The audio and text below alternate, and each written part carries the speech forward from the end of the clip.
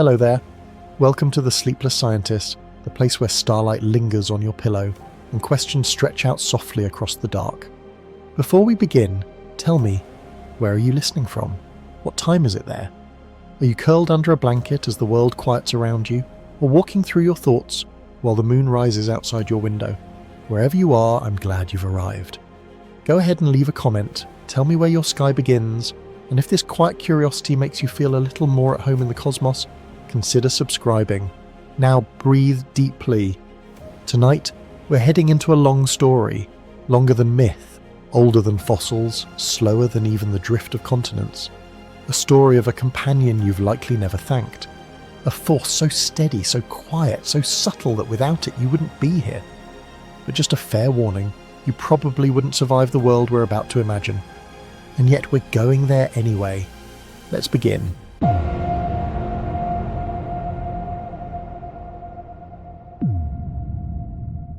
You walk under a sky that is strangely empty. The stars still blink, yes, some flare with the distant heat. Others pulse like the faint heartbeats of time itself. But the sky feels wrong. Wrong in a way you can't name at first. It's darker, but not just darker. It's unanchored. There is no moon, no waxing silver disk, no familiar crescent cradled in cloud, no pale light brushing the leaves or casting your shadow on the ground. It's not just that it's missing, it's that it should be there. You feel the absence in your bones, as if someone's taken out a drumbeat you didn't know was playing. You pause. The world is quieter than it's ever been, but not still. In fact, it's moving too much. Above you, the stars rotate strangely, not with their usual elegance, but with a chaotic shimmer. It's as though the sky has lost its balance. The earth beneath your feet feels slightly unsure. The seasons, if you wait, will not return in any pattern you know. Flowers won't bloom on time, ice won't retreat when it should. The ocean too seems sluggish, or worse, uncertain. And here's the thing, this isn't fantasy, it's physics. If the moon had never formed, if it had never risen from the ancient wreckage of Earth's own flesh and hovered into orbit, your world would be unrecognizable. It might still be here, it might still have water and rock and wind, but life like you, life with memory and language and poetry and tides, that's unlikely. You see, the moon is not just a lamp in the night. It's a planetary regulator, a silent partner, a shaper of possibilities. Without it, Earth spins drunk. You wouldn't notice the difference in a day, or even a year. But tilt your view across geological time, tens of thousands of years, and their effect is impossible to miss. The Earth's axis, that imaginary pole it spins around, is tilted, about 23.5 degrees. That tilt is what gives you seasons, but more importantly, the moon is what keeps it tilted and keeps it from tumbling further. Without the moon, Earth would be at the mercy of every gravitational nudge, from the sun, from Jupiter, from uneven mass in its own crust. It would wobble like a spinning top slowing down, its axis wandering wildly over time. One epoch might see the poles basking in permanent daylight. Another could plunge the equator into centuries of frost. Crops couldn't survive it. Neither could the species that depend on seasonal cues to migrate, to hibernate, to bloom, to breed. Even Mars, with its modest tilt and thin air, suffers from this. Its tiny moons are too weak to help it. Mars wobbles, its climate lurches, some believe it once had seas. Now it has memories of them. You step further. You walk to the edge of a coastline where the sea touches land with no rhythm. The tides, those great breaths of the ocean, are still there, pulled faintly by the sun, but they are weak, shallow. The daily dance of water is diminished. Without the moon, they're barely a whisper. And those whispers mattered, more than you might guess. Travel back 4 billion years. The Earth is hot and hostile. The moon, newly born from cataclysm, hangs huge and close in the sky, perhaps 20 times closer than it is today. Its pull is violent. It yanks oceans toward it. Vast tides crash inland, recede, return. Each time they leave behind shallow pools, warm, salty, rich with chemicals. Those pools are not just puddles, they are laboratories, places where molecules bump and bond, break and rearrange, over and over, day after day, year after year. In the wet, dry rhythm of tidal pools, Chemistry begins to mimic biology. Complexity grows. Chains of carbon begin to curl and twist into things that might one day think. Could that have happened without tides? Perhaps, but slower, with more randomness, less opportunity for the repetition life needed. As scientists still debate the precise origins of life, many agree, without the moon's tides, the timeline might have been far longer, or life might have never escaped the sea at all. You're beginning to feel it now. The moon isn't just a light, it's a timekeeper, a tide maker, a climate steadier, a molecular matchmaker. Its gravity has been our lullaby, our architect and our anchor. And yet, for all its importance, it never demanded worship. It just pulled, gently. It just watched. You close your eyes, you imagine the earth again with its moon restored. The sky breathes easier. The stars rotate with grace. The seas inhale and exhale. Creatures stir to ancient rhythms. You feel the planet's axis steady beneath your spine, like someone's hand resting on your shoulder. Just enough pressure to say, I'm here. And so it is. The moon never shouts. It doesn't need to.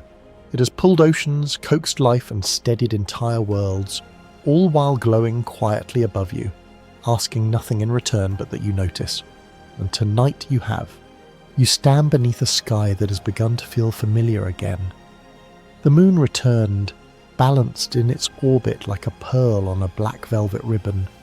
It's still just light, you think, just reflection. But no, it's so much more. Tilt your head back and imagine the earth spinning beneath your feet. Not like a top, but like a gyroscope, and steady, graceful, anchored. That tilt, 23.5 degrees, seems small on paper, but it is everything. You lean into the thought. Without that tilt, summer wouldn't blaze nor winter shiver. The trees wouldn't know when to drop their leaves. Snow wouldn't fall in expected waves. And more importantly, you wouldn't be here to notice. But the real miracle isn't that Earth has a tilt. It's that the tilt stays where it is, mostly, gently nodding back and forth over thousands of years, but never swinging wildly, never flipping. Why? You already know the answer. She's above you. The moon, that quiet stabilizer, exerts her pull in more ways than tides. Her gravity tugs gently on the bulging equator of the spinning Earth, holding it like a hand might steady a bicycle's handlebars. It doesn't stop Earth from swaying, that's axial precession, but it damps the wild motion. It tames the chaos. And this taming, this celestial grip, is what makes climate reliable, crops dependable, civilization possible. Now imagine if that grip were gone. The Earth would still tilt, yes, but not steadily, not gently. It would swing and lurch, perhaps a few degrees one way, then far more the next. Over millennia, that kind of motion would spell disaster. A polar region, once icy and barren, could rotate slowly into tropical sunlight, cooking permafrost and releasing buried gases. A temperate zone, fertile and familiar, could spiral into bitter cold. This isn't fantasy. Mars, poor red Mars, shows us what happens without a lunar anchor. Its axis tilts around 25 degrees, close to Earth's, but Mars has no large moon. Just two misshapen rocks, Phobos and Deimos, too small to make much difference. Over millions of years, Mars's tilt has swung from 15 to over 35 degrees, and possibly more.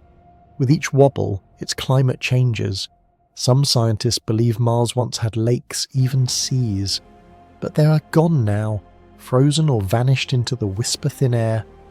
Earth, blessed by its moon, has never suffered such extremes. And here's the strange part, that stability isn't permanent. Not entirely. Over tens of thousands of years, Earth's tilt does shift slightly, between about 22 and 24.5 degrees. This gentle swing, called obliquity variation, is part of a cycle known as the Milankovitch cycles, named after the Serbian astronomer who studied how they shape climate. These subtle shifts contribute to ice ages and interglacial warmth. But without the moon, those variations would be far more violent, maybe C degrees or more. Imagine that. A world where winter becomes permanent for generations, where the tropics migrate to the poles, where agriculture never gets a rhythm, where species must either migrate endlessly or perish in place. Now you begin to see, the moon doesn't just decorate the sky, it regulates the planet. The moon is Earth's gyroscope, a cosmic balance wheel, a partner that says, I'll keep the tilt steady so life can thrive. You wander now into history, human history. You're standing in a stone circle, not modern, something ancient. Weathered monoliths rise around you, aligned to the heavens. You don't know the language of the people who built this, but you know what they were watching, the sun, the stars, and the moon. Early humans knew the sky was not just a ceiling, it was a schedule, and at the heart of that schedule was the moon's steady glow, rising and setting, waxing and waning, always changing yet always on time. And so they built calendars. They didn't call them that, of course, but lunar markers are etched into the bones of mammoths and reindeer, carved into antlers, painted in ochre on cave walls.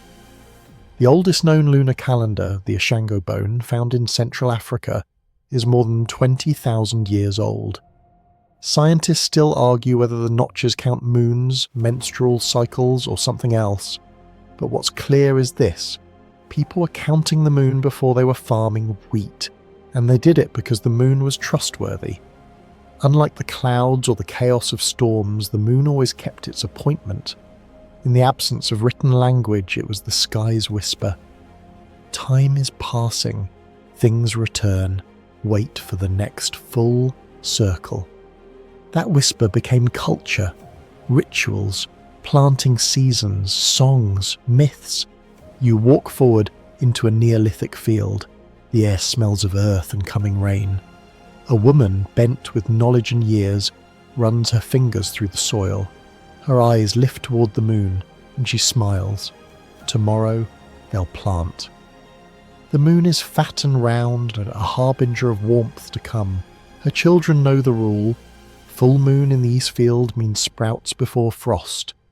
And so it went, generation after generation, moonlight dictating rhythm long before anyone knew what an axis tilt even was. But even now, with satellites in orbit and forecasts on phones, we haven't shaken that pull, not really. Somewhere in your own life you've felt it. You've noticed when the moon is bright, how it sharpens shadows and floods the night with a pale hush. You've tracked it through car windows, seen it framed in tall buildings, hanging silent like a question mark. You've felt a flicker of awe maybe, or unease, or something older than either. You've watched the seasons come and go, autumn leaves, spring flowers, and you've never thought to thank the moon. But maybe now you will, because while the sun gives warmth, the moon gives pattern. While the earth provides home, the moon provides order. And though she says nothing, she is always watching, always pulling, always whispering stability into the wildness. You lie back, the earth spins, but it does not stumble. And above you the moon holds steady. The night air carries the hush of waves, and you follow the sound like a lullaby drawn out of time itself. The path beneath your feet softens, dirt becoming sand, firm becoming shifting. And there it is ahead, the ocean, endless, breathing. You reach the shore just as the tide exhales. The water pulls back, leaving behind glistening threads of foam across the dark, wet sand. A few crabs skitter sideways, tiny shells tumble in place. The world seems to inhale and hold, then comes the return. Slow, deliberate, rhythmic. The water reaches toward your toes, then retreats again. This is no accident. This is the moon. Even here, where no one speaks and nothing asks, the moon's presence is undeniable. She calls the ocean to move, and the ocean obeys. You see, tides are the Earth's most ancient breath. Not just waves, they're much larger than that. Tides are planetary-scale movements of water pulled across the globe by the moon's gravity. You look up, and the moon seems still, but she is tugging, constantly. Her gravitational pull draws the nearest ocean bulge toward her, lifting it ever so slightly. And while water flows, Earth is solid, so the rock moves beneath the sea's bulge, giving the illusion that tides are chasing the moon around the planet. But that's not the whole story. There's also a second bulge on the far side of the Earth. It's created because the solid Earth is being pulled slightly more than the ocean on the far side, which gets left behind in a relative bulge. So you end up with 2 high tides a day, on opposite sides of the planet, each drawn by this silent pull. As Earth spins beneath these 2 bulges, coastlines rise and fall in time with the moon's gravity. Tides aren't just water sloshing in a basin, they're clockwork, elegant, predictable, and without them the story of life might have ended before it began. You close your eyes and time shifts. You're standing at the edge of a coastline, but it's not the one you know. There are no seashells, no crabs, no birds overhead. The sky is heavy with volcanic ash, and the air smells of sulfur. This is Earth, 4 billion years ago. No trees, no animals, just ocean and rock and potential. The moon, young, scarred, and still hot from the collision that birthed it, hangs far larger in the sky than it does today, maybe 20 times larger. It's not just a disk, it dominates the heavens, and its pull tremendous.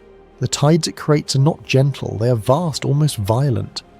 Water queued far inland then drains away with power. Each tide leaves behind something miraculous, tide pools.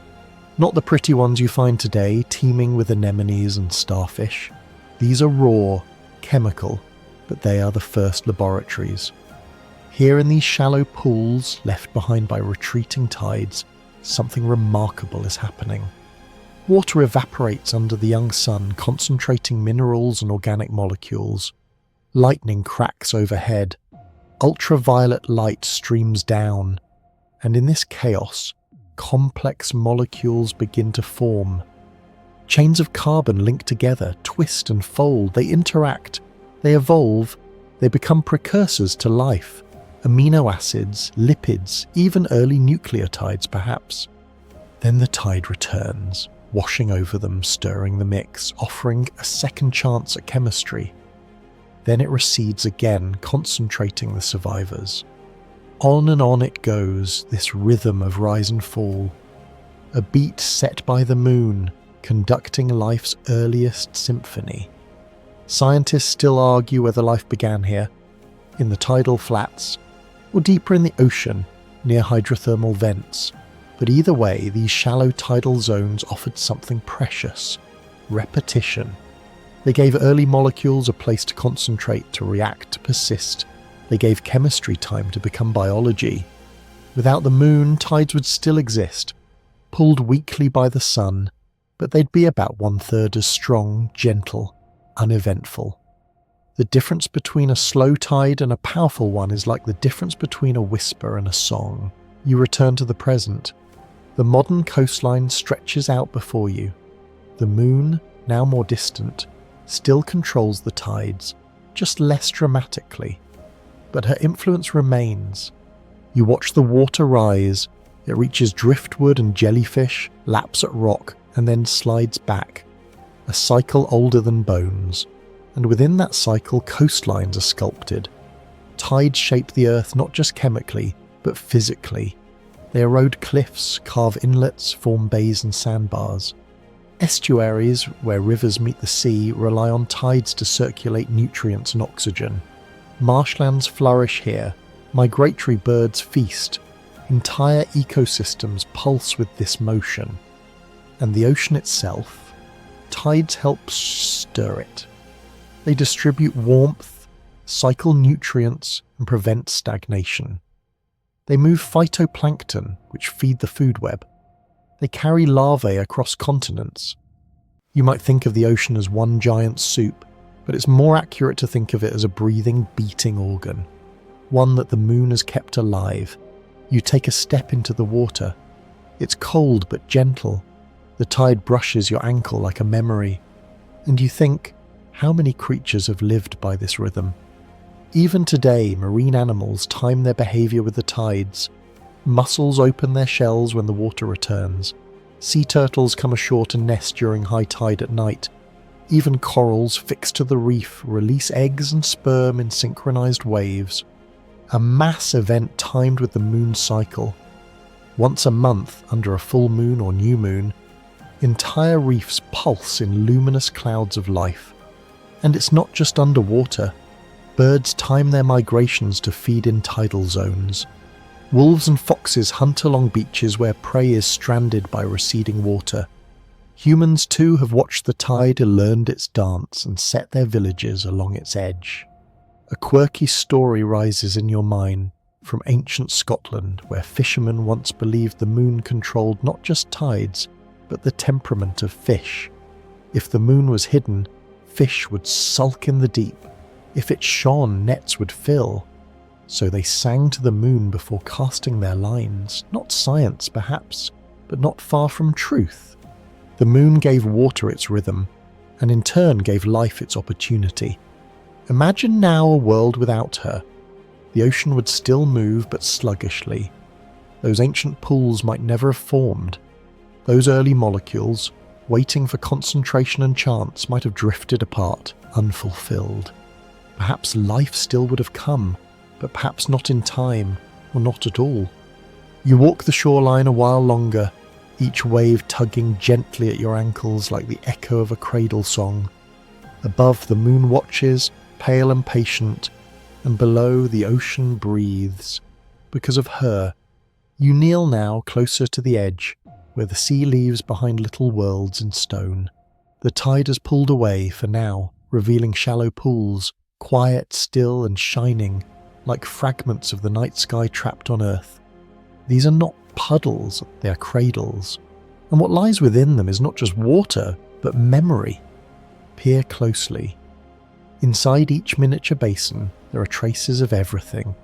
Salt, minerals, microscopic detritus, living things too. Tiny shrimp flickering just beneath the surface. Algae painting the stone in wet green brushstrokes. Everything that thrives in these quiet pools today walks in the footprints of something older, something primordial. Let's go back, further than before. Back to when there was no green, no blue sky, no breeze to lift your hair, only rock, water, sky, and fire. And above it all, a moon so large it casts moving shadows, stretching for miles as it glides across the infant heavens. You stand again on a shoreline 4 billion years ago. The world groans beneath you. Volcanoes grumble, lightning splits the sky, and the air is thick with things your lungs wouldn't recognize. It's alien, yes, but familiar too. This is your past, the one you share with every fern, feather, and fingertip. And in the hollows of rocks, the moon's gravity leaves behind shallow oceans in miniature, tidal pools that fill, evaporate, then refill again.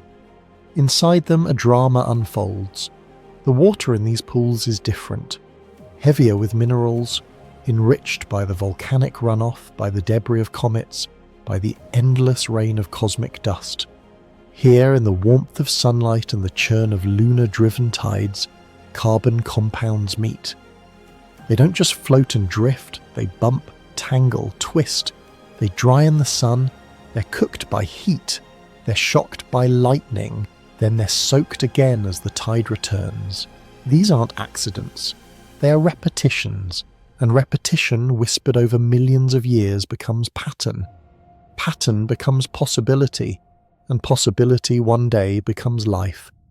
Imagine a single chain of carbon atoms strung together by chance, drying in the heat until it curls into a new shape.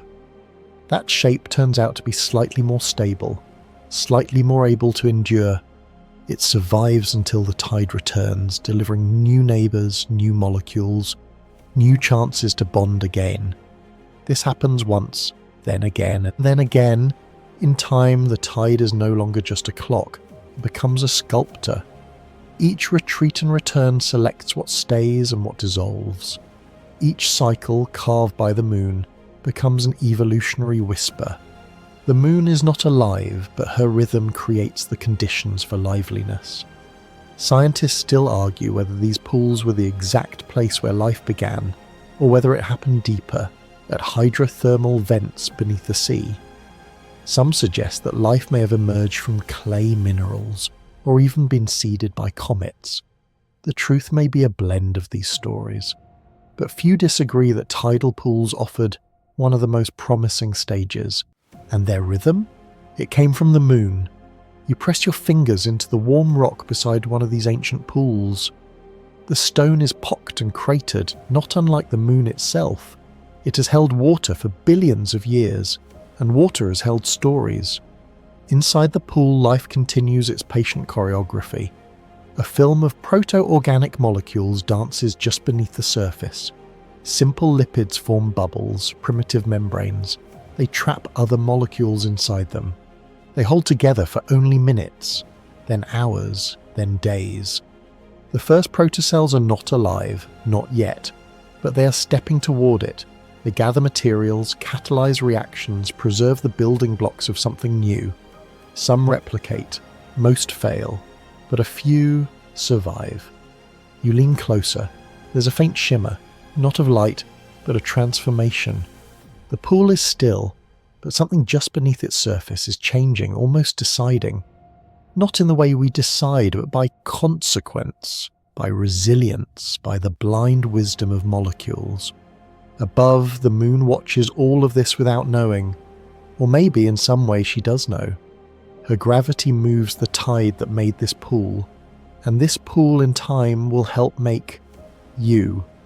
You feel a strange echo within yourself, a tug, something cellular, familiar. It's not just that the moon pulls oceans, she pulls memory, deep memory, the kind written in your blood, not your brain. Every cell in your body still contains salt, not by coincidence, but by inheritance. The ocean never left you, even when you crawled away from it, even when you learned to walk and speak and stare at the sky. You are made of the sea, and the sea is shaped by the moon. The tide returns, the water slips over the rock like a caress, filling the pool again. Wash, stir, repeat. It's hard to imagine now, but from these humble pools came all of it. Lungs and feathers, bark and bone. Every tree, every fish, every bird, every voice. 1 billion years of trial and error began in a warm, salty pool beneath a watchful moon. And even now that rhythm continues. Modern tidal pools still teach us. Marine biologists explore their depths and find creatures adapted to extremes, to desiccation and drowning, to light and darkness, to movement and stillness. The pools change every hour, every day. To survive, there is to know time intimately. A quirky little organism called the tardigrade, or water bear, often makes its home in these pools. It can survive drying out completely, withstand freezing or boiling, even endure space vacuum. When water returns, it reanimates. Scientists have joked that tardigrades could outlive the moon itself, and maybe they could, but only because she gave them the rhythm to begin with. You run your fingers through the warm water, letting it slip between them. You wonder how many times this pool has filled and emptied. How many millions of tides have passed here since the moon first formed? And how many whispers of life began with that rise and fall? You breathe out slowly, listening again to the hush of water meeting rock. The moon didn't invent life, but she invited it. She drew lines in the sand, then filled them with meaning. She left pools for molecules to meet in, and gave them a rhythm to follow, and somehow that rhythm never stopped. Not for billions of years, not even now. The tide has returned, and with it comes movement, not just of water, but of life. You walk slowly along the shore now, where sand gives way to reef, and the air begins to fill with something ancient, something timed. The moon is high again, nearly full, hanging like a lantern, lit by memory. Below, the sea glows. At first you think it's moonlight, and part of it is, but then you see the flashes, tiny sparks drifting upward in clouds, bright as stars but underwater. Coral. They're releasing themselves into the sea. Not the coral animals themselves, Those stay rooted to the reef like stone blossoms, but their future, eggs, sperm, billions of tiny particles rising into the current together in synchrony, as though the entire reef had inhaled the moon and was exhaling life. This is spawning, and the moon is its conductor. You watch it happen. The corals, though silent, seem to follow an invisible script. They wait for the full moon, not just any full moon, but the one that follows a particular seasonal cue. After the water reaches just the right temperature, the light shifts, the tide aligns, and then, as if on cue, it begins. This isn't chaos, this is precision. A whole ecosystem composed of thousands of coral species has evolved to breed not just together, but together in time, within a window of hours. Why? Because the sea is vast, because fertilization is a game of odds, because drifting eggs and sperm must collide in open water to have a chance, and because timing, under the moon's glow, is the only way to make the impossible more likely. You step further along the reef, the water is warm, fish dart between rocks, anemones sway with the pulse of the tide, and you realize this is not a rare occurrence. This is the rule. The moon has been the metronome of life for billions of years. From the simplest algae to the most complex mammals, biological cycles, what scientists call circulunar rhythms, are tuned to the phases of the moon. Even now, with artificial lights and digital clocks, the moon's influence persists. You remember horseshoe crabs. You kneel at the edge of the shore again, and suddenly the past floods in. Thousands of them, glistening and brown, emerge from the water and crawl up the sand. Not silently, they clatter, their legs scraping over shells and stones, moving with strange certainty. Their tails flick gently. Their ancient eyes reflect the moon. They've been doing this for 40 million years, long before dinosaurs, long before flowering plants. They come ashore under the full moon in spring to spawn, laying their eggs in the wet sand where the tide can reach but not drown them. And just as reliably, flocks of migratory birds, red knots, sandpipers, plovers, arrive from thousands of kilometers away, precisely timed to feast on the horseshoe crab eggs. If the moon misaligned, the birds would starve. If the tide came too early or too late, the eggs would be lost. But the moon does not forget. This symphony of moon, crab, bird, tide has been rehearsed over eons. It is written into the bones of every creature here. You lean back and let your gaze wander to the stars again, but your thoughts remain anchored to the sea.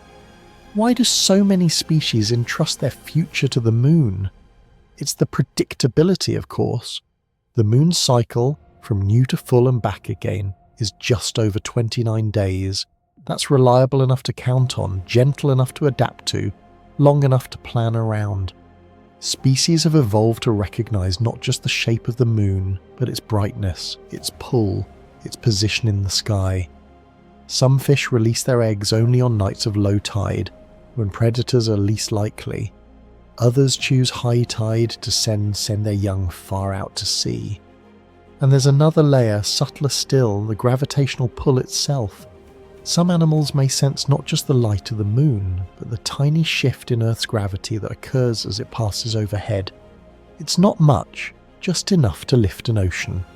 But for those who've been listening since the beginning, it's enough. You walk now along the edge of a mangrove swamp. The air is thicker, fragrant with wet leaves and brine. Frogs chirp, fireflies blink, and somewhere nearby a crocodile slides silently into dark water. You're thinking of those fringe facts now, things science hasn't quite explained.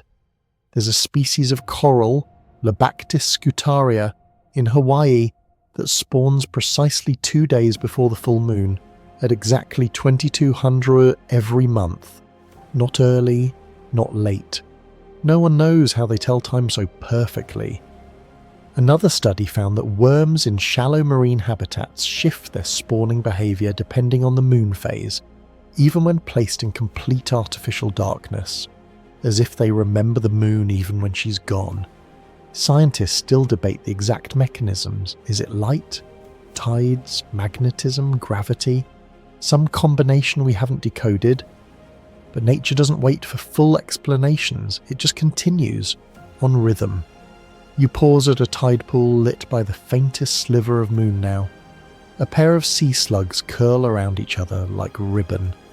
Nearby, a tiny octopus watches you, its skin pulsing with colour, camouflage, language, curiosity. In a few minutes it's gone, disappearing like ink into the night. Even the moon, you realise, is an evolutionary pressure.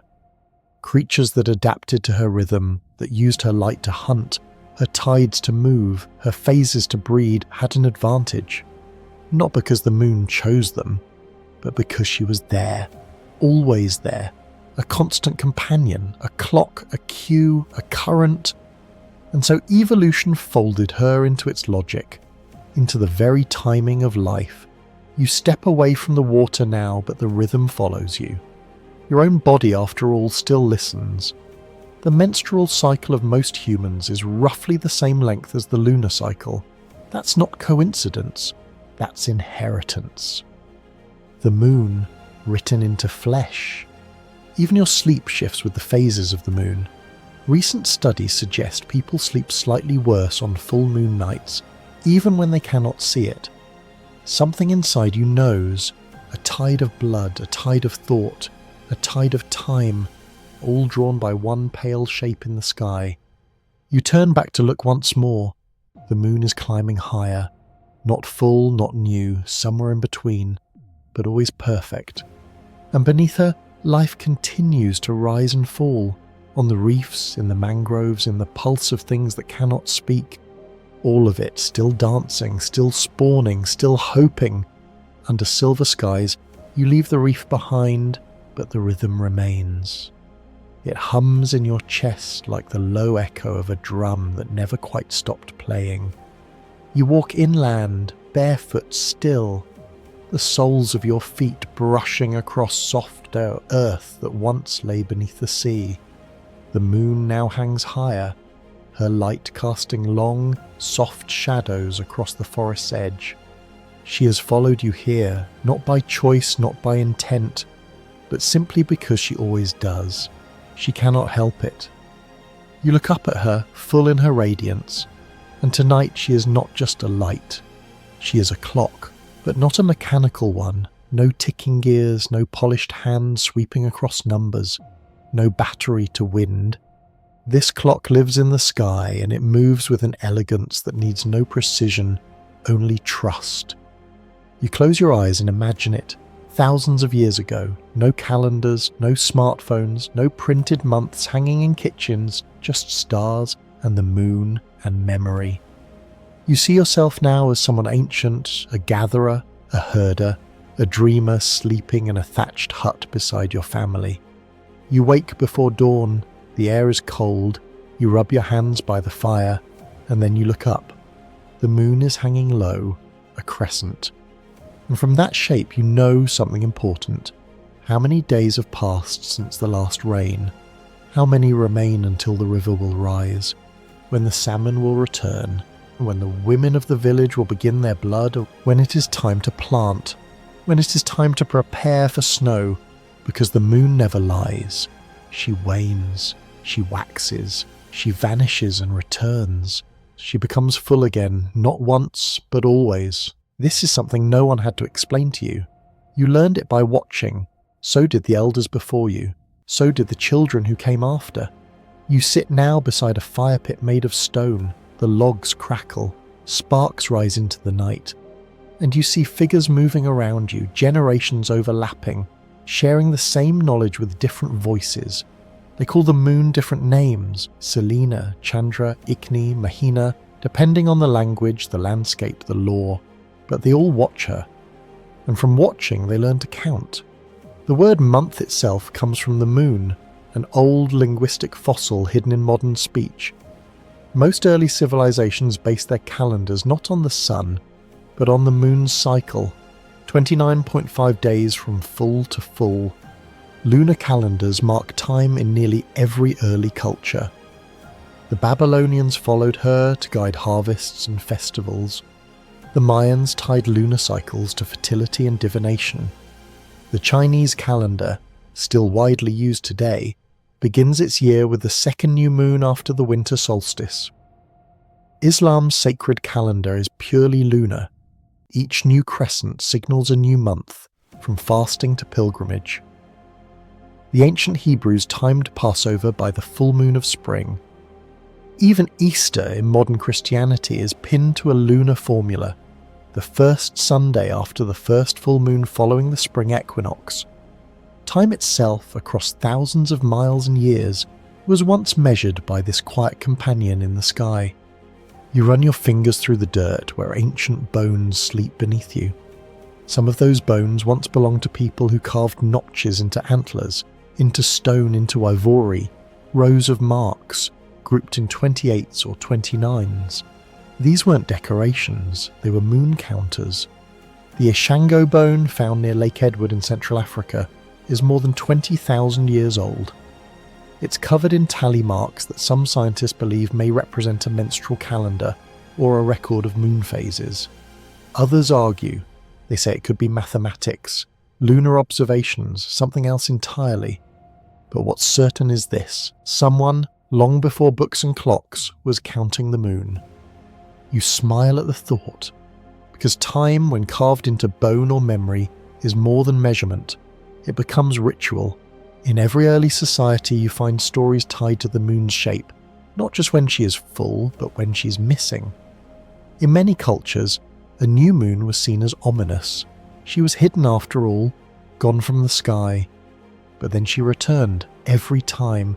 That return was powerful, it meant hope, and so people began to mark it. They danced, they fasted, they lit fires, they prayed. The moon became not just a clock, but a promise. Imagine now a group of women sitting around a fire on the night of a waxing crescent. They hum softly. Their hands are stained from grinding roots. One of them is weaving, another sings. Their cycles are aligned, not by intention, but by biology. Because many researchers believe that menstruation and the lunar cycle may have once been more closely synced, a reflection of the same rhythm, both roughly 29.5 days. Modern life, of course, has disrupted much of that: electric light, screens, stress. But somewhere deep in your DNA, the moon still marks a pulse. You look now to the temples carved into stone: Stonehenge, Nabta Playa, Chaco Canyon, all aligned in some way to the moon's rise or set, her longest night arcs, her eclipses. People built monuments to capture her motion, to honour her return.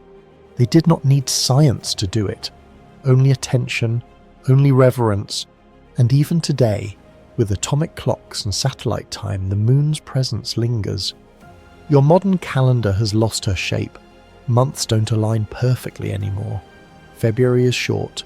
Some months get 30 days, others 31, but the moon still knows the truth. She cycles on, steady, predictable, elegant.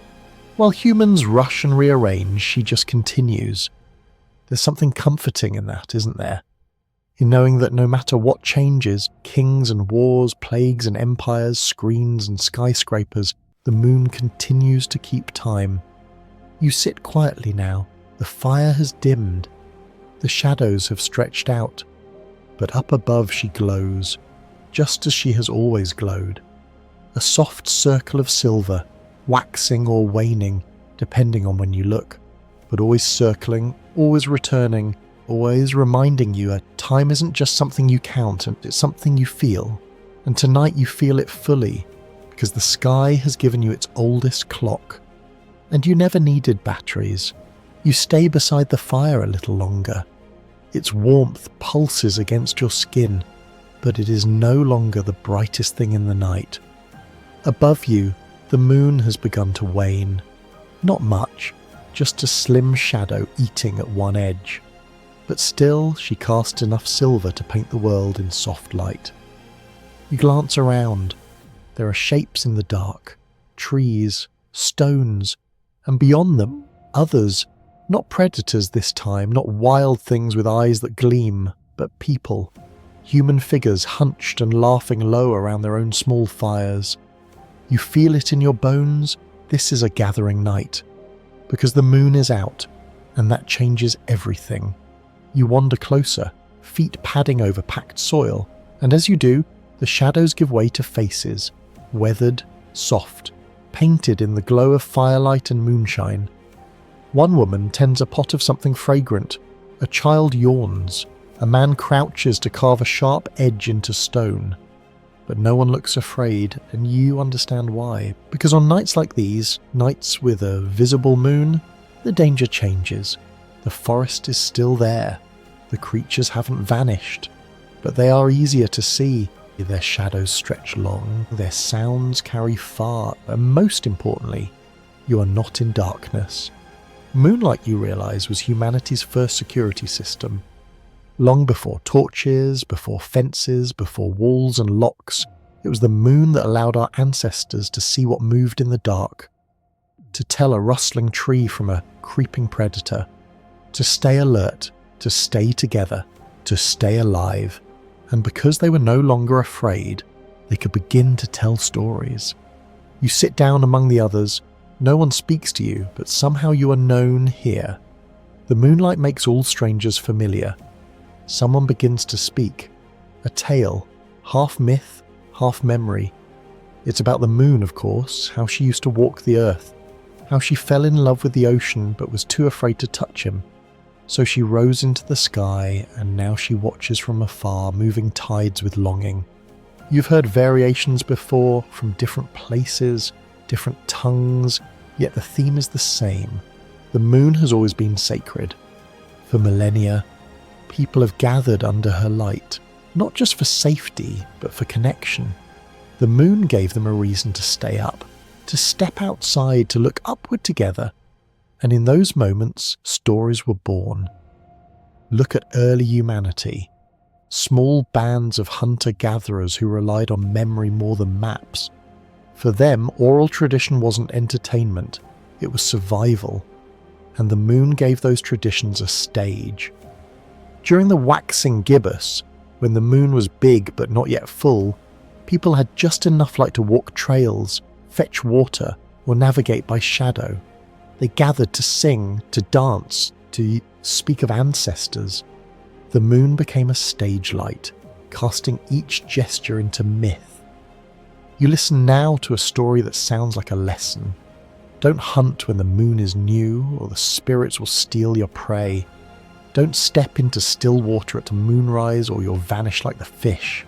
Don't sleep facing away from her, or you'll dream of teeth. Are they true? Maybe not, but maybe they kept someone safe, and that's all truth needs to do. You recall something curious, a practice from ancient Australia. Among some Aboriginal groups, men could only share certain sacred knowledge under the moon's light. It was believed that her presence unlocked memory, that some truths could only be spoken beneath her gaze.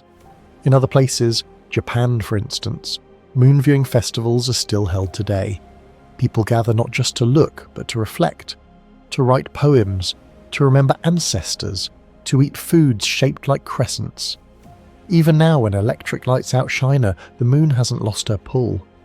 You think of children today, drawn to windows when the moon is full, of lovers who time their walks to the lunar glow, of hikers who wait for a full moon to set out into wild places, trusting her quiet light to guide them. And there's something else the moon did, something subtle but lasting. She organised sleep. Before artificial light, sleep wasn't always in one long block. Many societies followed a pattern of first sleep and second sleep, a few hours of rest after sunset, then a period of wakefulness in the deep of night, followed by a sleep stretch until dawn. What did people do during that waking gap? They read, prayed, made love, sat quietly by the fire, or, when the moon allowed, gathered together. Some anthropologists believe that on bright lunar nights, the wakeful period between first and second sleep became a communal ritual, not frantic or loud, but calm, conversational, reflective. And that makes sense. Because when the moon is high, the dark feels less like a wall and more like a room you can walk through. You stand and walk again, away from the fire, into the moon's direct gaze. Her silver touches the leaves. The world becomes inked in grayscale. Details sharpen. The ground is clearer. And so are your thoughts. You begin to understand why people shape their stories in her image.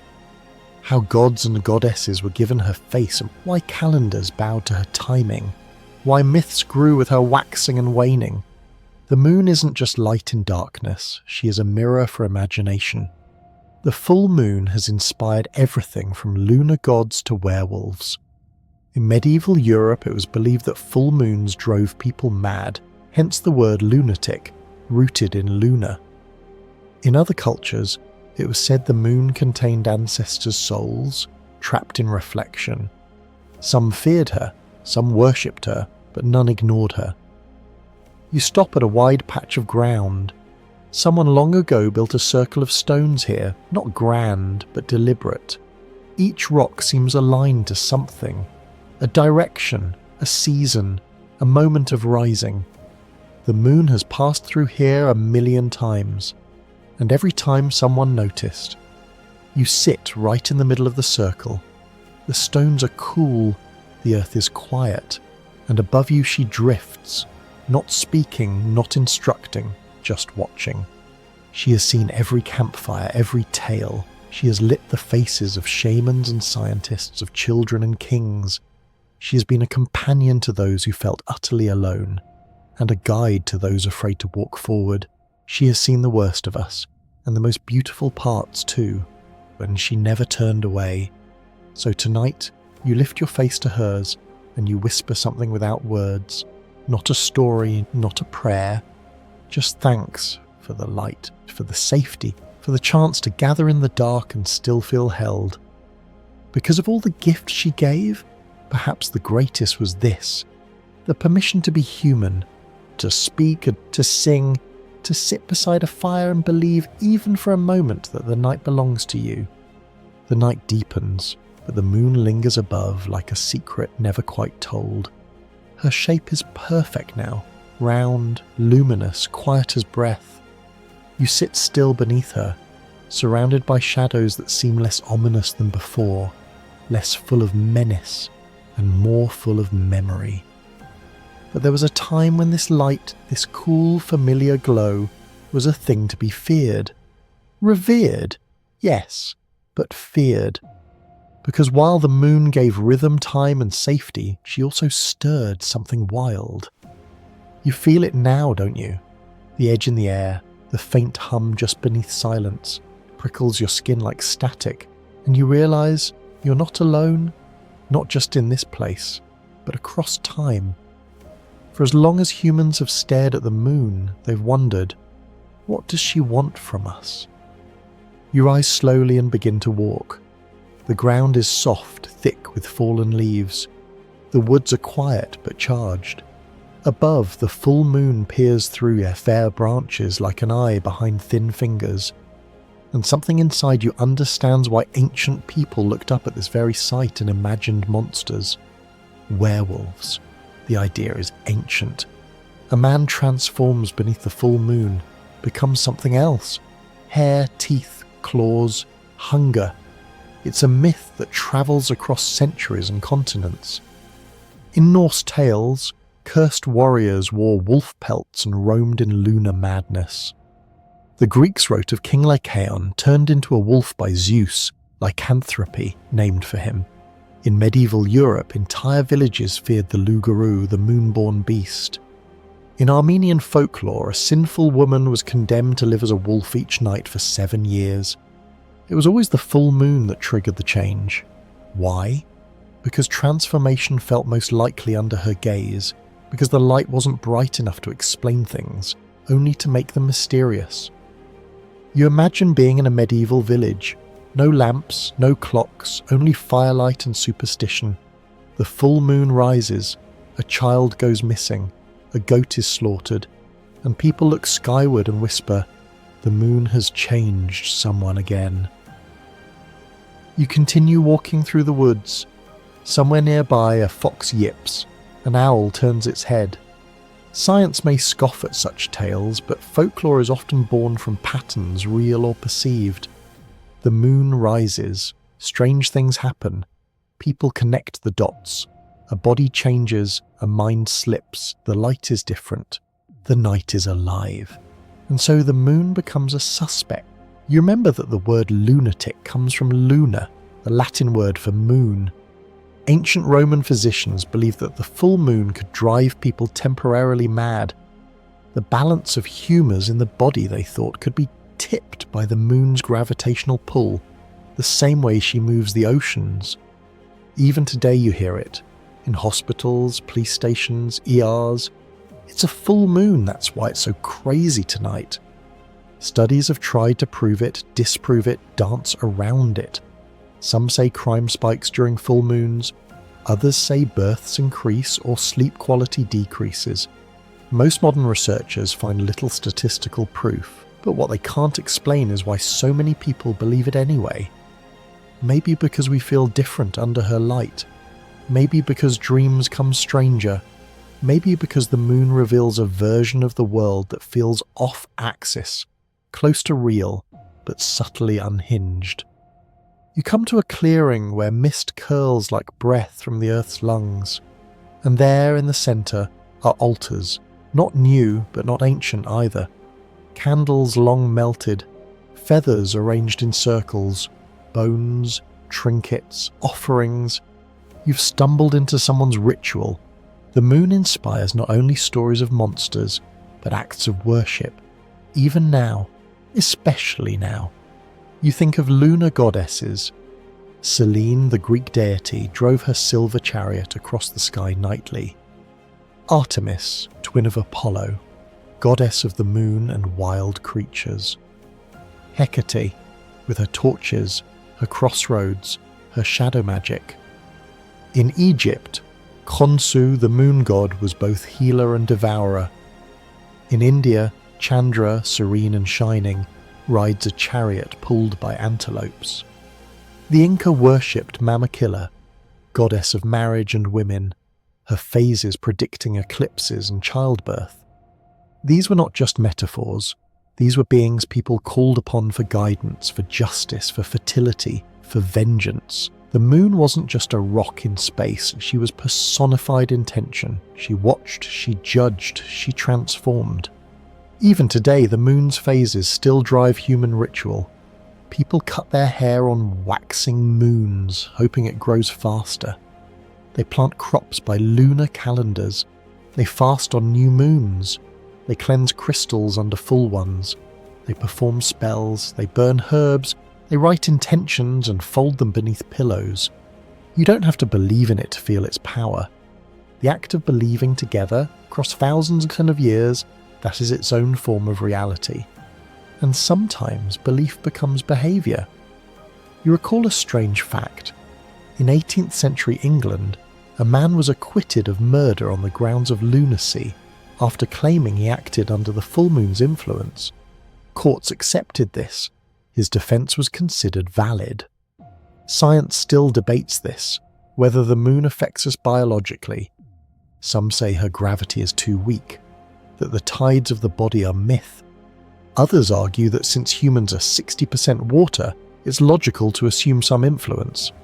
Sleep researchers found people take longer to fall asleep during full moons, even in controlled settings shielded from natural light.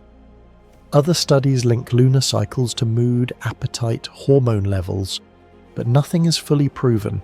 Still, yes,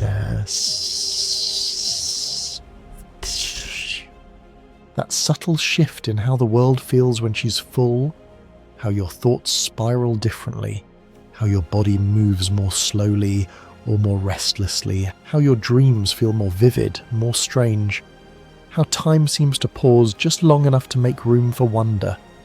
You step into the centre of the clearing now. The moon is straight above. The trees around you stand like cathedral pillars.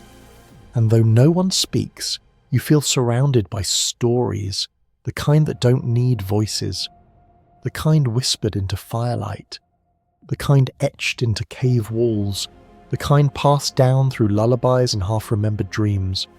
Maybe you've never transformed into a wolf, maybe you've never sacrificed to Artemis, but part of you still waits every month for that glow, for the full moon's return, for the light that makes the night not safe but sacred, a spotlight on the oldest part of your imagination. And even now, as your logical mind hums with modernity, your bones remember something older, something wilder, something that howls not in fear but in recognition. Because the moon has always been more than science. She is a mirror for the parts of you cannot explain. She is the one who pulls not just oceans, but questions. And under her light you are allowed to wonder, to fear, to believe. Because if madness lives anywhere, it lives not in breaking, but in becoming. You sit alone now, far from campfires and myth. The trees are behind you. The sea is still, and above, still ever above, floats the moon. Round, quiet, impossibly steady. But she wasn't always there.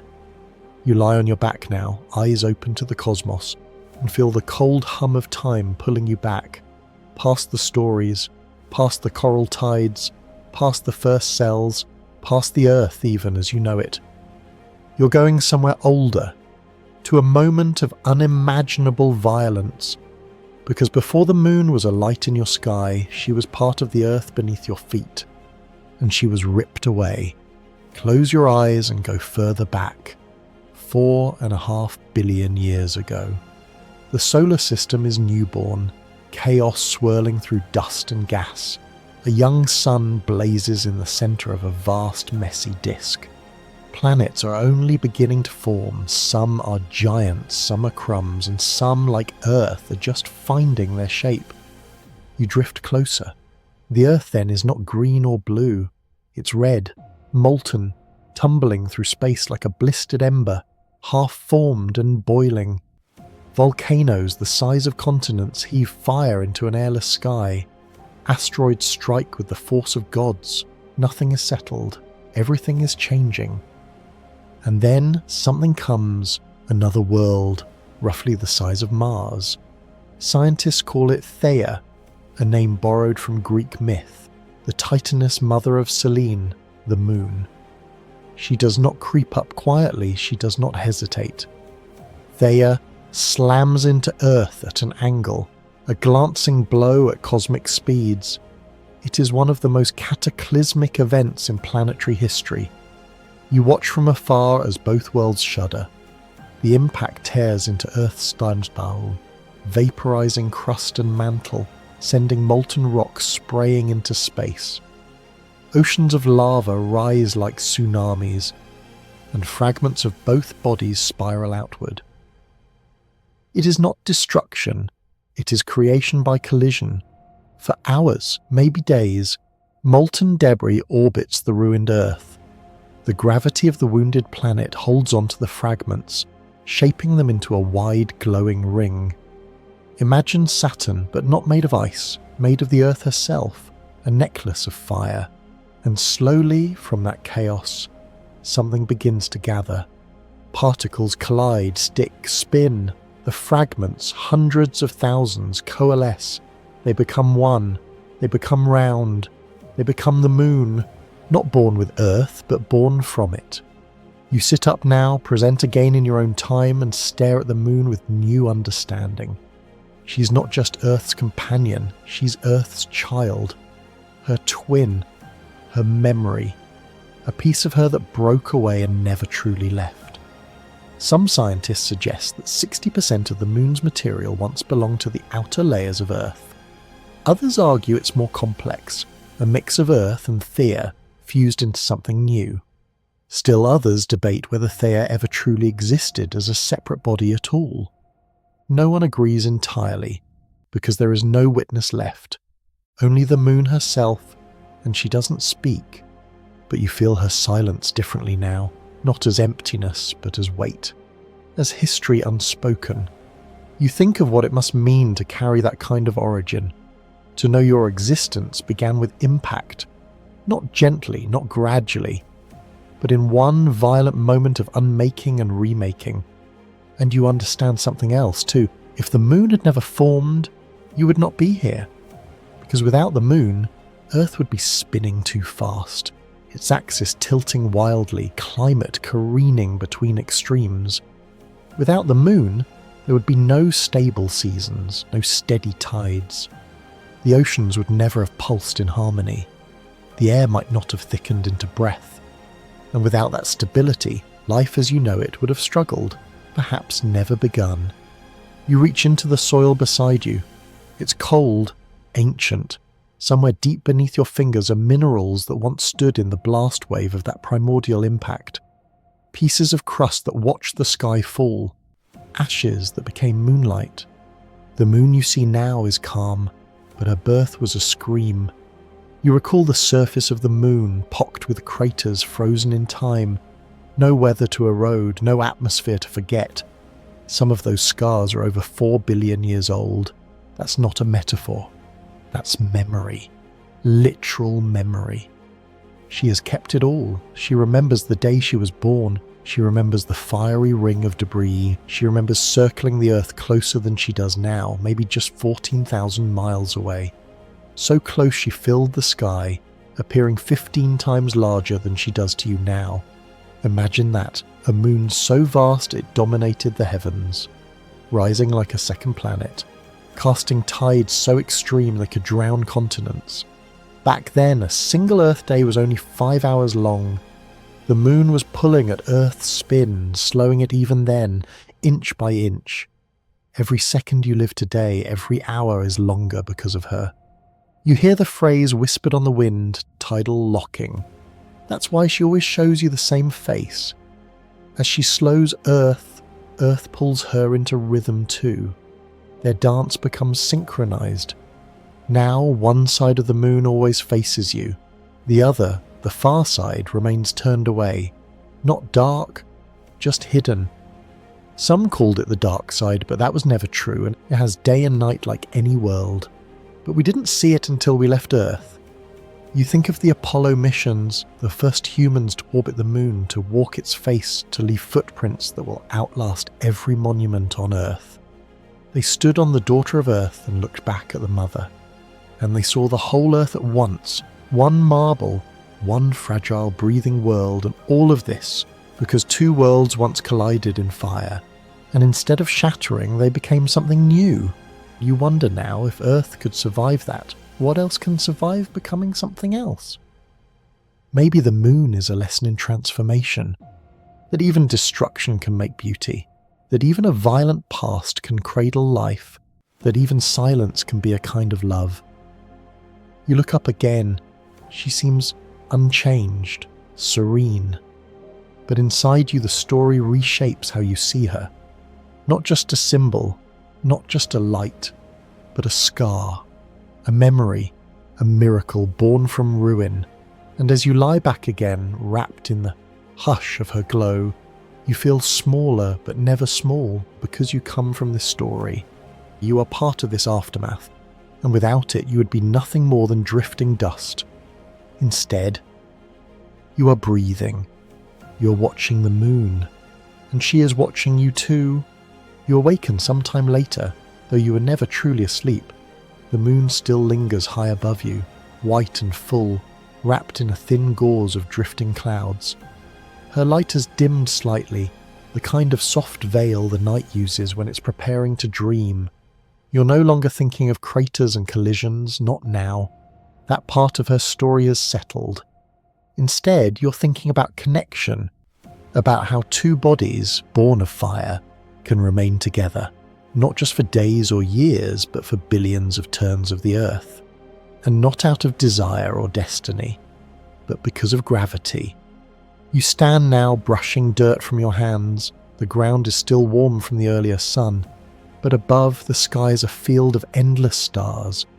And in the middle of that vastness she floats, always near, always watching, not drifting, not escaping, not falling, just bound to you, to the Earth, to the body she once broke away from. She doesn't orbit randomly. She doesn't choose her path each night.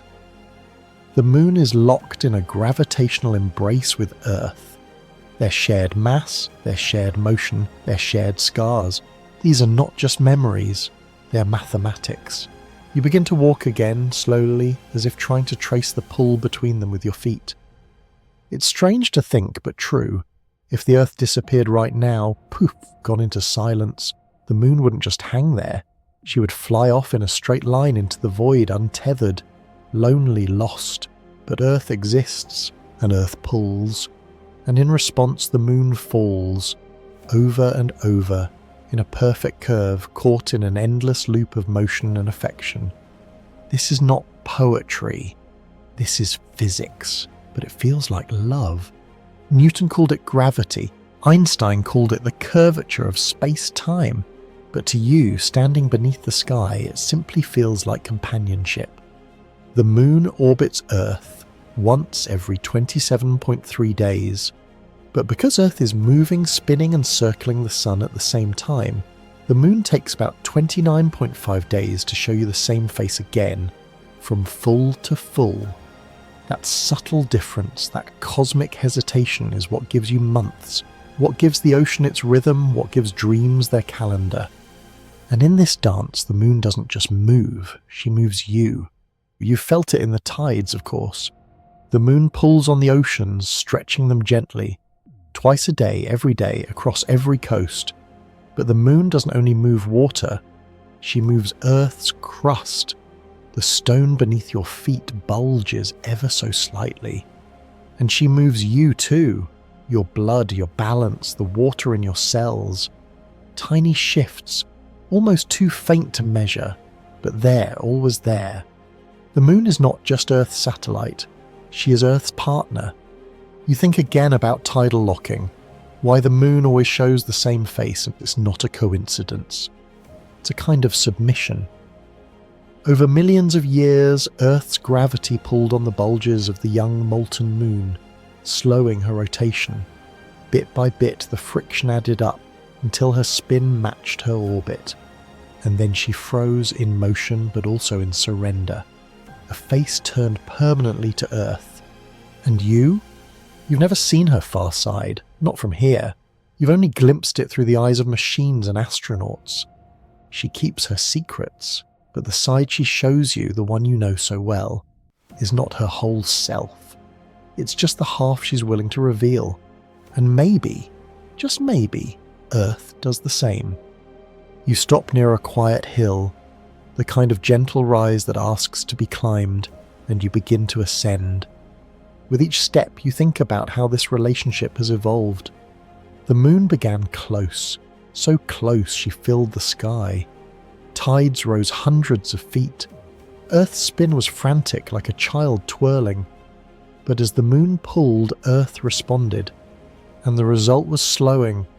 Earth's day began to stretch, from 6 hours to 10, then 14, then 24, and still growing.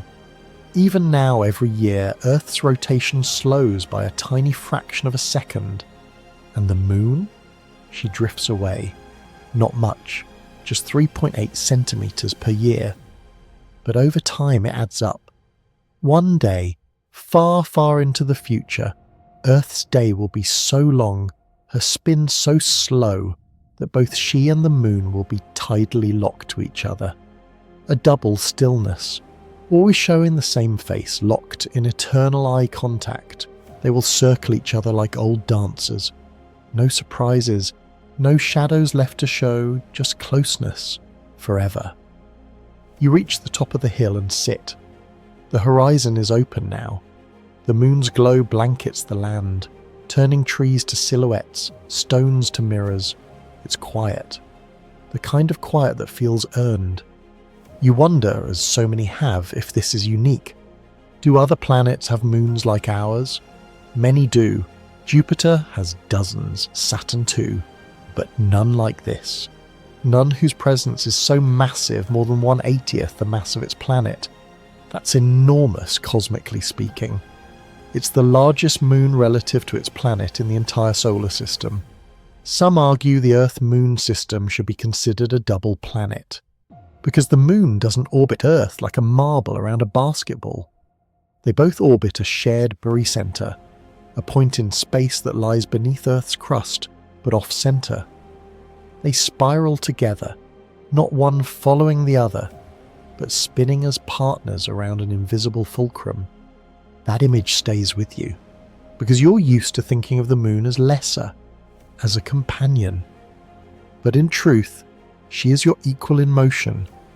You lie back again, letting the grass cradle your head, and stare up at this twin made of memory and rock. She's distant, but not remote. You can feel the curve of her orbit even now, and beneath the facts, the gravity, the math, the centuries of observation, you sense something deeper. Loyalty, not chosen, not conscious, but lasting. She has never wandered, never burned out, never fallen from the sky. Others have. Moons collide, moons escape. Mars once had a third moon, now gone. Neptune may steal Triton one day. Saturn's rings will vanish. Jupiter's moons may crash. But Earth and Moon remain. And for 4.5 billion years, she has never left you. She has circled, watched and pulled, shaped. She has given you tides, seasons, stories. She has made your days longer, your nights brighter. She has kept Earth tilted just right, so snow falls in rhythm, so forests bloom, so deserts breathe. You think now of siblings, not always identical, not always harmonious, but bound by something you can't shake. And maybe that's what the moon is, not just a child of Earth, not just a satellite, a sibling, forged in violence, grown in orbit and forever circling. You close your eyes, you hear the whisper of her path through space, silent but sure. You feel the gentle tug she has on your world, and you know that no matter how far she drifts, she will never be gone. Not from the sky, not from your story, not from the quiet place inside you that always looks up and feels known. You remain on the hilltop for a long while, cradled by wind and starlight, the moon watching overhead like an ancient sentinel. The air has cooled, crickets whisper around you. Somewhere in the distance water trickles, perhaps a stream, perhaps just memory. And though everything feels still, it isn't. Because even now Earth is tilting. Not drastically, just a subtle lean, about 23.5 degrees from vertical. You can't feel it, not in your bones, but it is there, like a quiet quirk in the way your world spins. And that lean, that small cosmic slouch, it's what gives you seasons. Without it, there would be no spring thaw, no long summer days, no golden autumn leaves or snow-covered winters. Without that tilt, the equator would sizzle, the poles would freeze, and most of the Earth would be caught in an eternal in-between. But Earth doesn't just have a tilt, it keeps one, and that's the miracle. Because if Earth were alone, spinning like a top in the gravitational winds of the Sun and other planets, it wouldn't stay steady. Her axis would drift over millennia, wobbling like a zooming gyroscope. Climate would veer into chaos, but it doesn't, because the moon anchors her. You sit up slowly, brushing dew from your elbows. Above you, the moon hangs not just as a lamp, but as a stabilizer, a counterweight in the sky.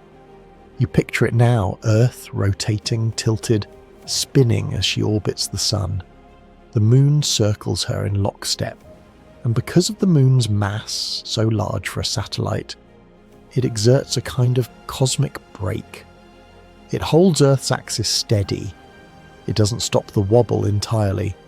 Earth's axis still precesses. It traces a slow, lazy circle in the sky over about 26,000 years.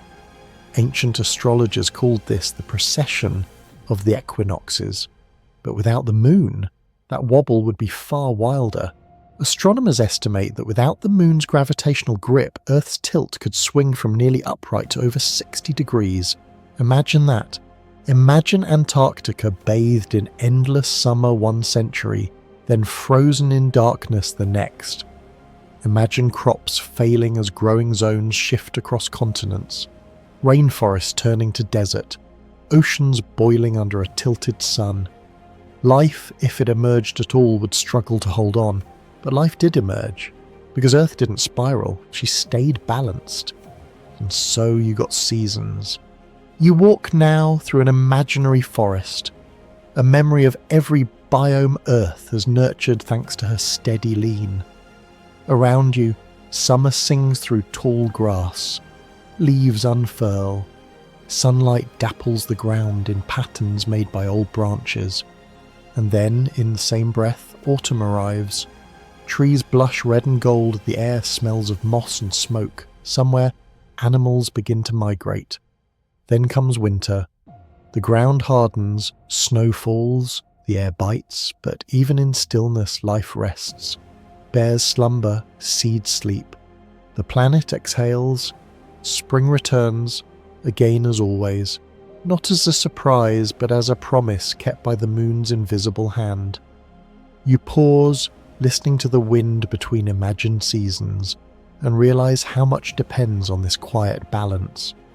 The migratory patterns of birds, the emergence of insects, the mating cycles of mammals, the flowering of plants, the agricultural rhythms that feed civilizations. Even human culture has been carved by seasons, our holidays, our harvests, our myths, and none of it would exist as you know it without that tilt.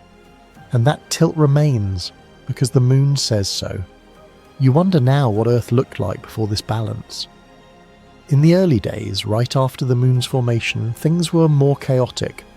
Earth spun faster, her axis was less stable, but as the moon's gravity pulled gently but persistently, it tugged Earth into rhythm.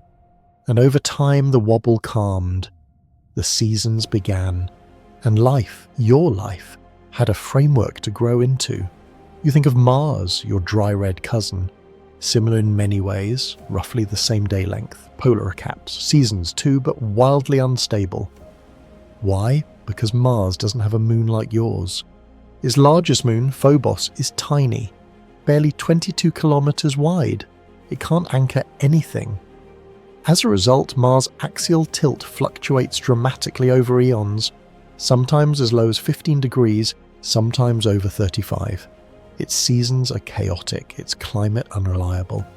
Mars lost its stability, Earth did not, because of her moon.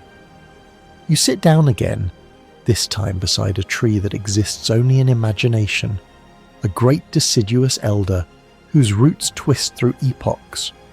You rest your back against it and look up. What would the world be without seasons? Without that rhythm, evolution might never have developed the biological clocks that drive behavior. No need to store food, to hibernate, to bloom. Life would flatten. Ecosystems would be static. The dynamic beauty of Earth, the way she moves through time, would be gone. Even your emotions, your memories are tied to season. The way autumn makes you nostalgic, how summer stirs restlessness, how winter brings stillness and spring promises beginnings. This entire carousel of sensations, rooted in tilt, and the tilt rooted in the moon.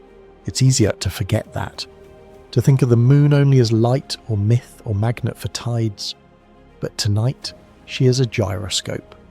She is the steady hand on Earth's shoulder, whispering, "Stay balanced. Don't fall too far, you're doing fine." You look again at her face, the craters like dimples, the light ever so soft, and you feel gratitude pure and wide. Because if she weren't there, you would not be here. If she didn't stabilize, Earth would not cradle life. And this night, this breath, this moment would vanish like mist in wind. Scientists still argue how much of Earth's stability depends on the moon. Some say it is essential, others say it merely reduces extremes. The debate continues, but everyone agrees on this.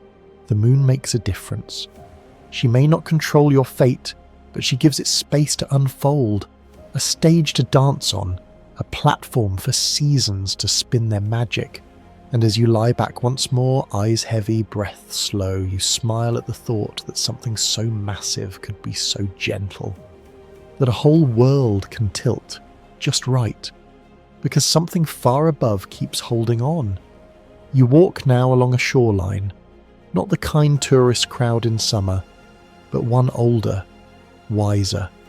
It curves in perfect silence beneath the moon's gaze, a place where wind and water have spoken for longer than memory.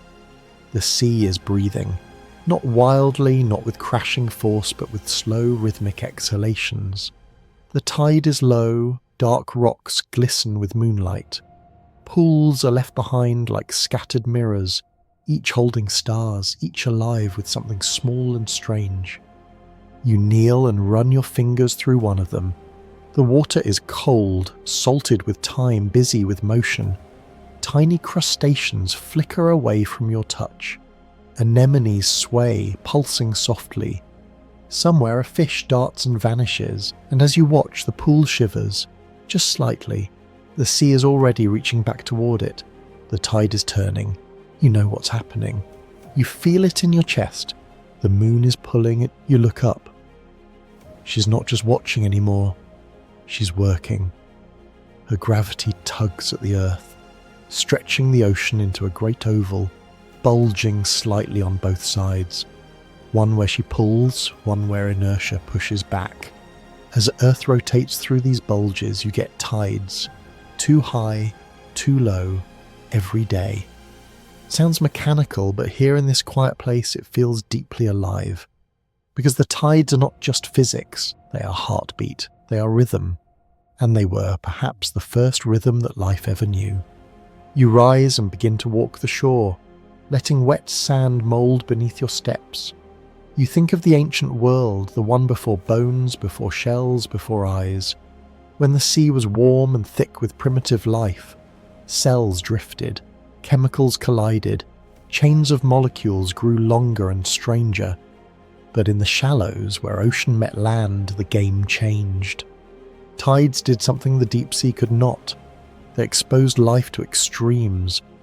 One moment submerged in salt water, the next exposed to sun, wind, dryness, then drowned again and lifted again, over and over.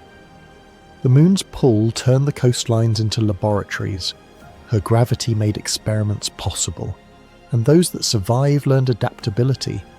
Some clung to rock, some buried into sand, some formed shells, and some began to crawl.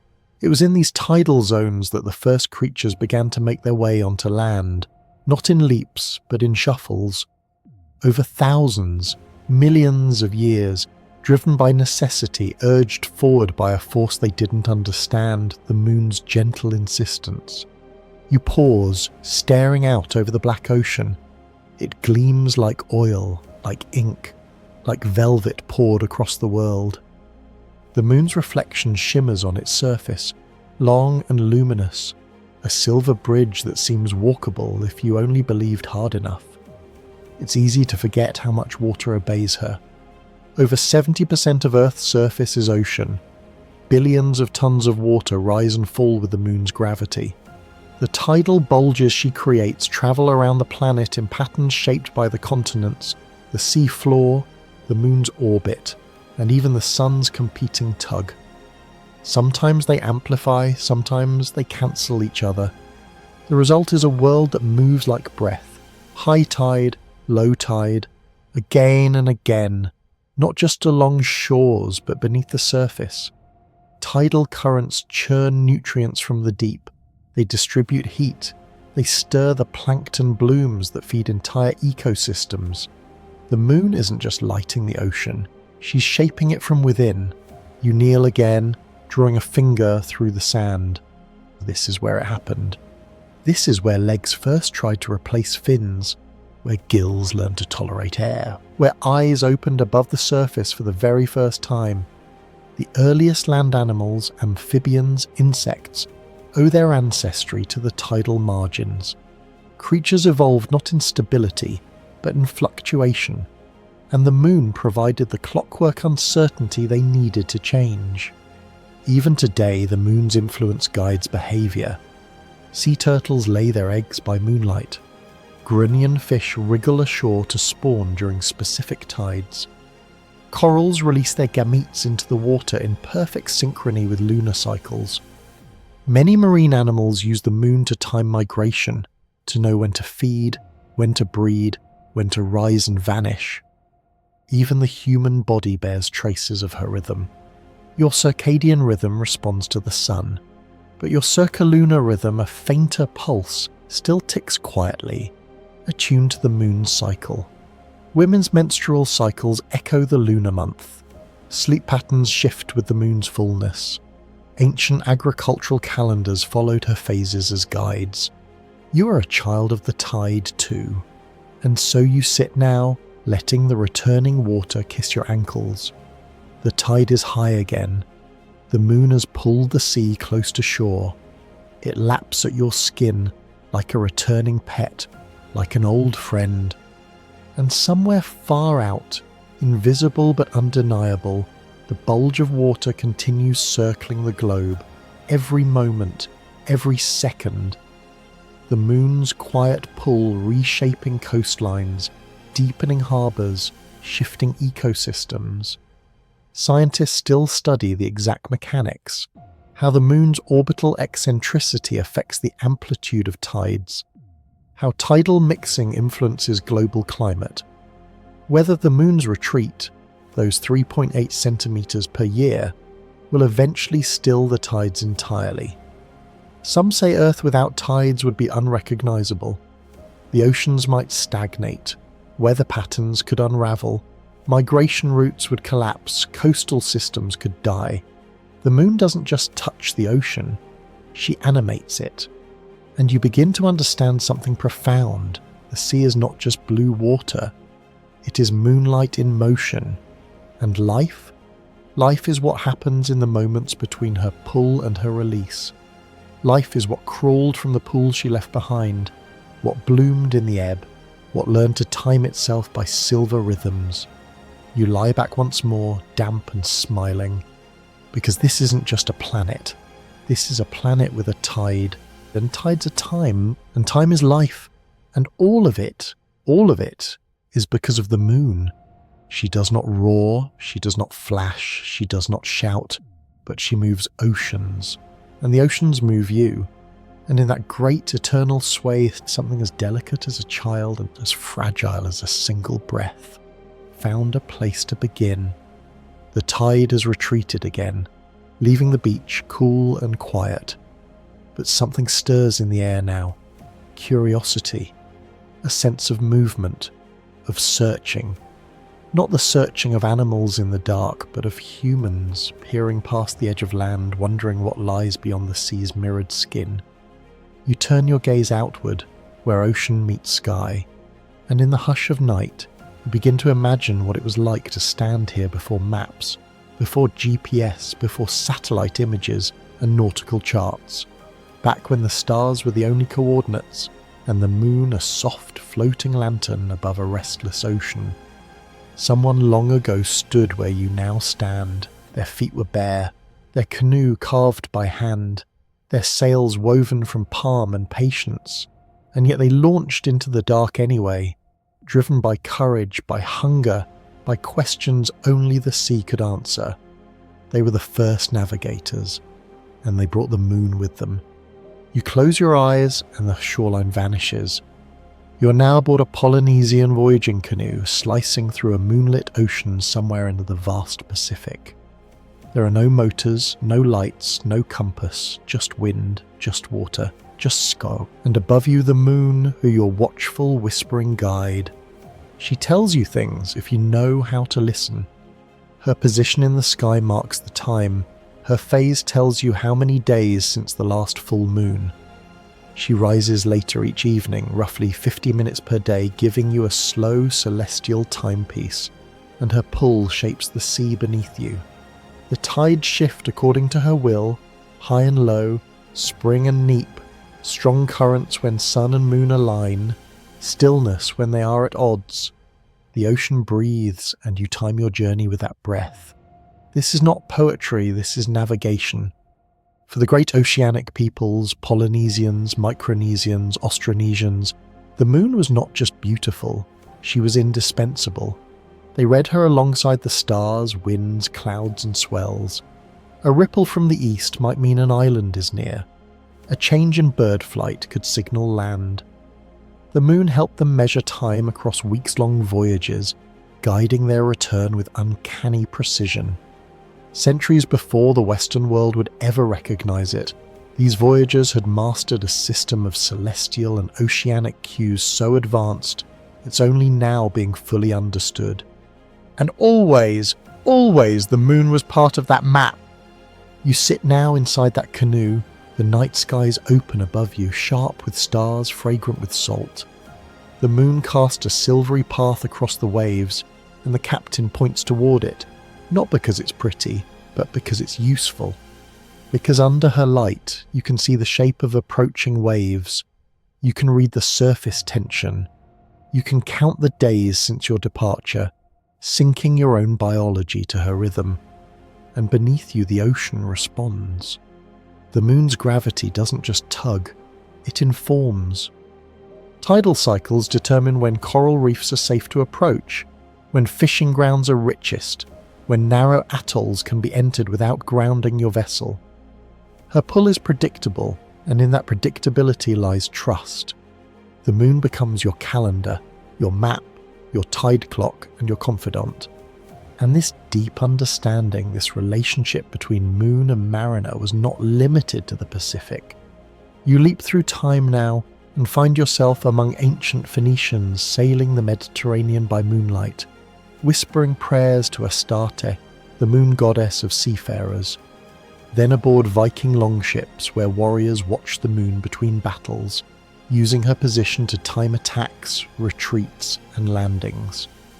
Then on Chinese merchant vessels gliding down moonlit rivers toward the South China Sea, using tidal currents to conserve labour and speed their trade.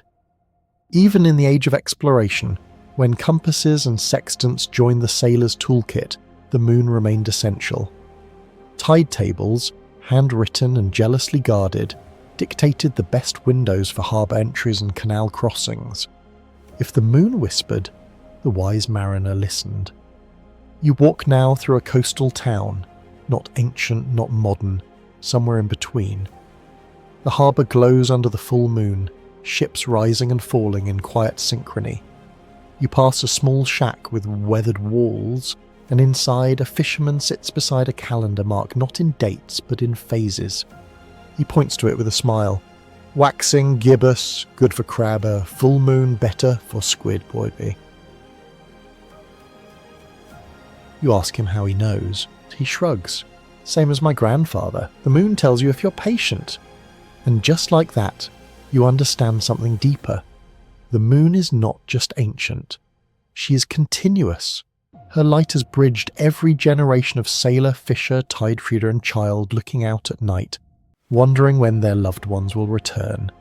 And in the great libraries of human knowledge, where the laws of science and the myths of culture live side by side, the moon sails between them like a vessel of meaning. She is as much compass as she is symbol. And while we may now navigate with satellites and sonar, the instinct remains. When in doubt, look up. Even now, lunar charts guide modern shipping. Even now, tidal data powered by lunar gravitation schedules billion-dollar port operations. Even now, naval maneuvers are sometimes timed with the dark of the moon to hide movements.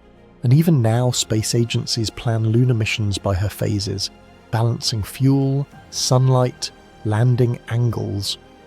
The moon, it seems, still holds sway, not just over water, but over our will to explore. You lie back on the deck of your imagined canoe once more. The moon is high, the stars are steady. The horizon is endless, but not empty. Because she's there, always there. Pulling gently on the sea, yes, but also on something inside you. Something that wants to wander, something that trusts the tide, something that listens for the silver clock above. You are not lost, because long before we built compasses or charted coastlines, the moon had already lit a path, and you've been following it ever since. You return inland now, your feet still damp with salt, your thoughts lingering on tides.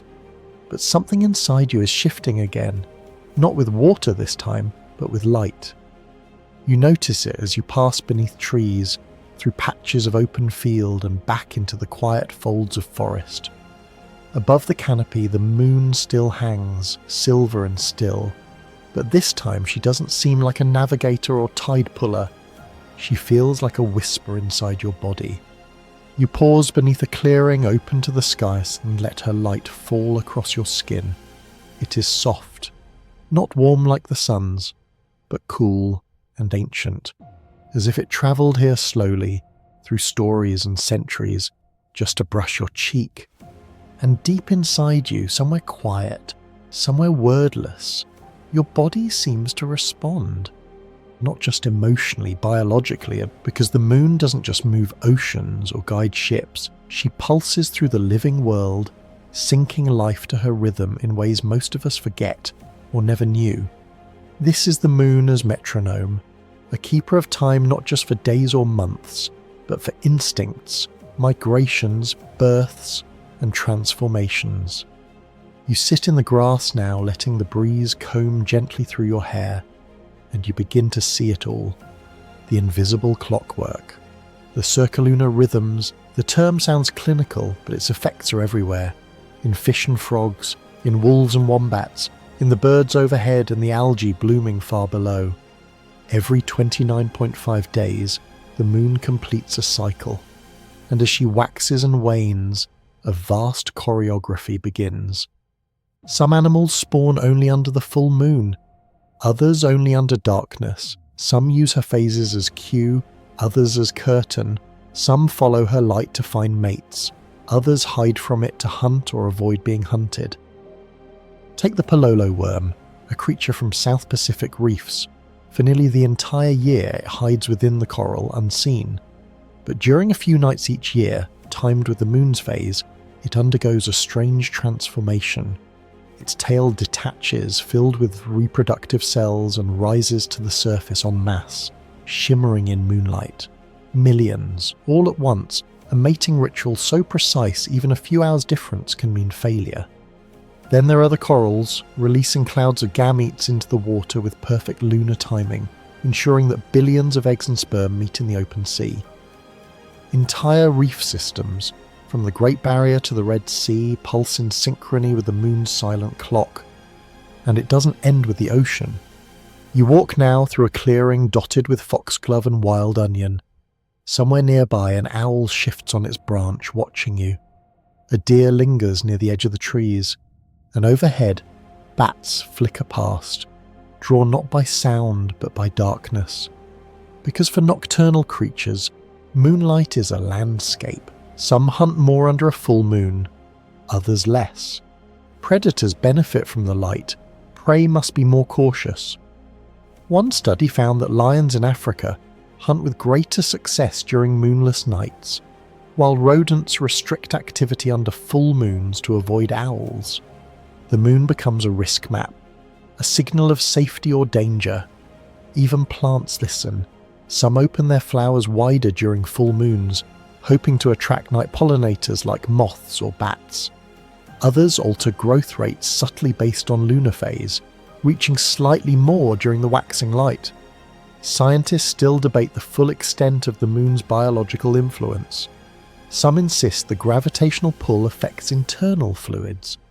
Others argue that it's all about light, its increase and fade.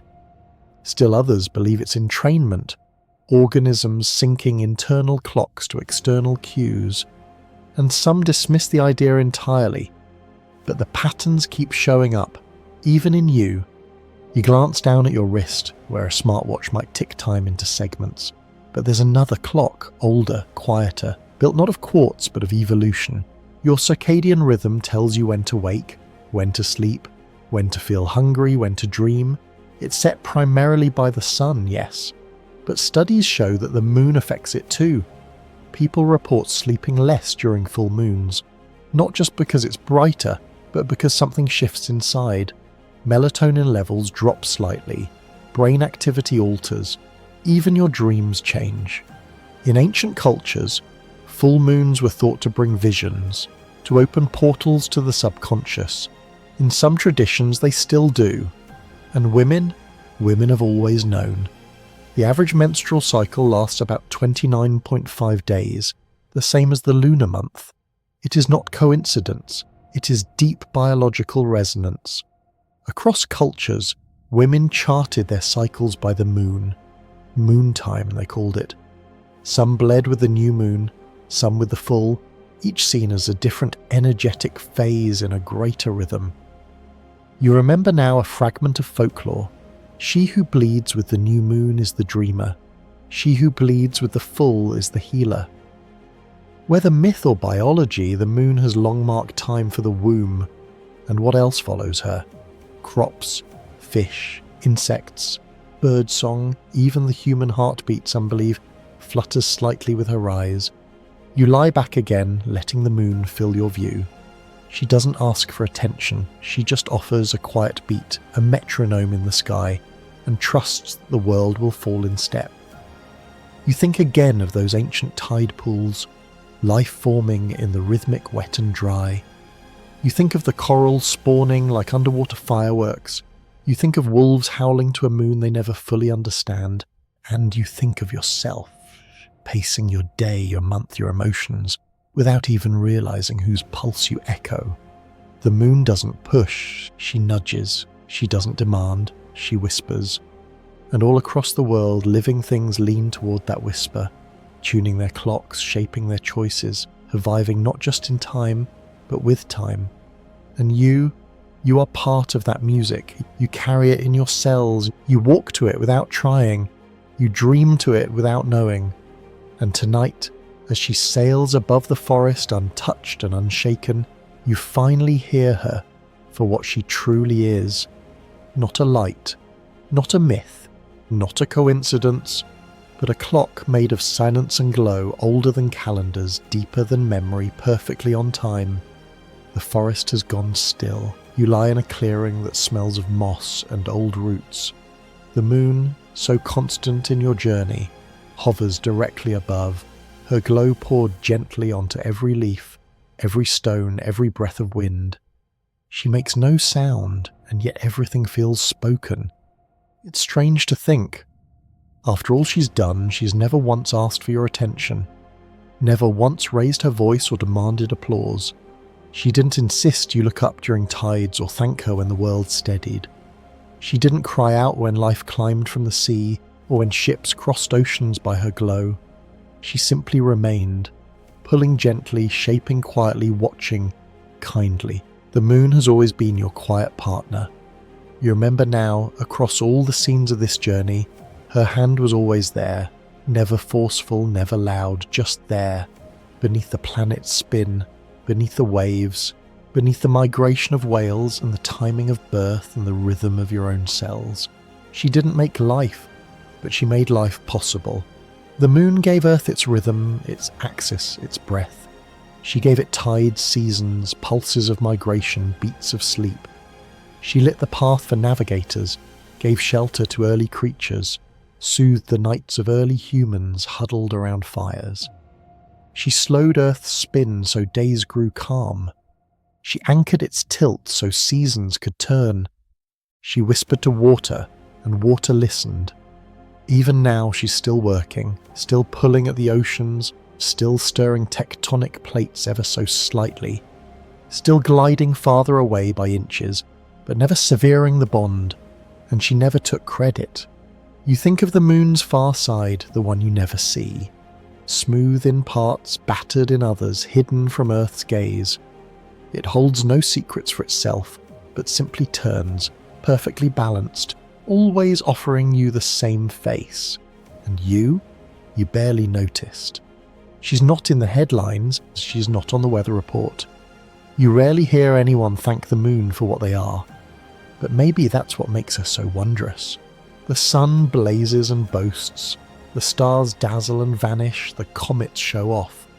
But the moon, she stays, she pulls, she waits, and without her you wouldn't be lying here heart steady, lungs full, staring into night. Without her, Earth would tilt wildly, seasons would vanish, tides would grow still, and ecosystems would fall silent.